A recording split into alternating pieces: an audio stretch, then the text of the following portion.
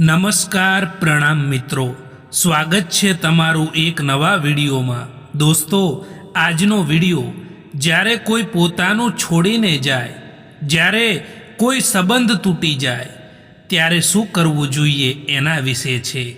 ચેનલમાં નવા હો તો લાઈક, શેર અને સબસ્ક્રાઈબ જરૂર કરો અને વિડીયોને અંત સુધી જરૂર જુઓ જેથી પૂરતી માહિતી મળી શકે। તો ચાલો શરૂ કરીએ।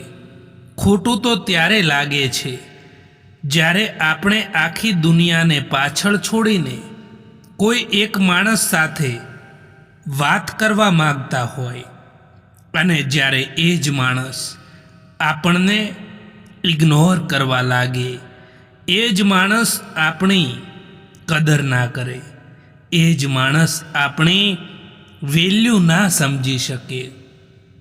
જો તમે ખરાબ સમયમાંથી પસાર થઈ રહ્યા છો તો રોકાશો નહીં, ચાલતા રહો, કારણ કે આ ખરાબ સમય પણ એક દિવસ તમારી પાછળ જતો રહેશે।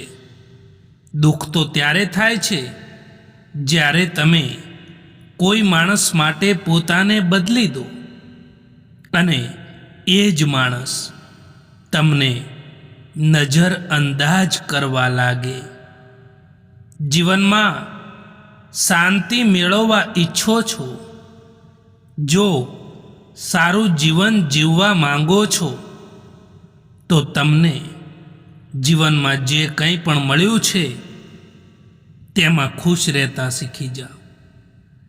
સંબંધ ભલે કોઈ પણ હોય, પરંતુ જો એ સંબંધ તમારા મુશ્કેલ સમયમાં તમારો સાથ નથી આપતો તો એ સંબંધનું કોઈ પણ મહત્વ નથી હોતું।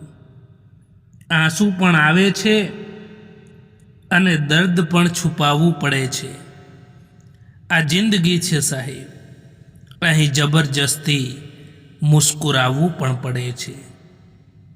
ભરોસામાં એટલા આંધળા પણ ના બનશો દોસ્તો કે નજીકવાળાનો અસલી રંગ જ તમને ના દેખાય।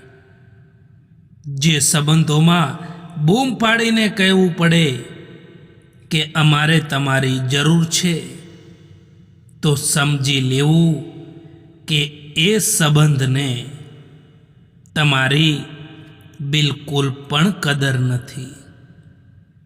કેટલાક લોકો આંસુઓથી દર્દ વહાવી નાખે છે અને કેટલાક લોકોના હસવા પાછળ પણ દર્દ છુપાયેલું હોય છે।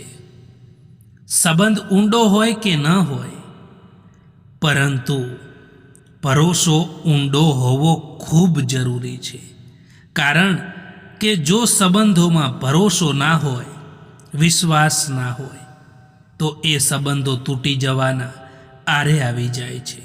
દોસ્તો, આ વિડીયો પસંદ આવ્યો હોય તો આ ચેનલને સબસ્ક્રાઈબ કરવાનું ભૂલતા નહીં। વિડીયો જોવા માટે આભાર।